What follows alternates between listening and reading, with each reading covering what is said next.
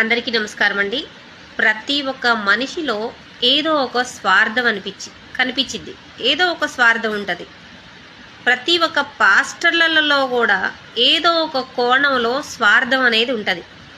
నాకు తెలిసిన వరకు, నేను చూసిన వరకు ప్రతి ఒక్కళ్ళు స్వార్థం లేకుండా ఎవరూ కనిపించలేదు. ఏదో ఒక స్వార్థం, ఏదో చిన్న విషయంలో, పెద్ద విషయంలో ఏదో ఒక స్వార్థం.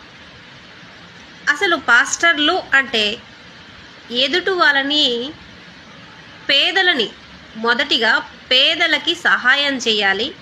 వాళ్ళు కొద్దిగా ఆశించి ఎదుటి వాళ్ళకి ఎక్కువగా సహాయం చేయాలి. ఎదుటి వాళ్ళ గురించి, పేదల గురించి, పేదల కోసమే రక్షింపబడాలి, సహాయం చేయాలి. ఇది పాస్టర్ల పని.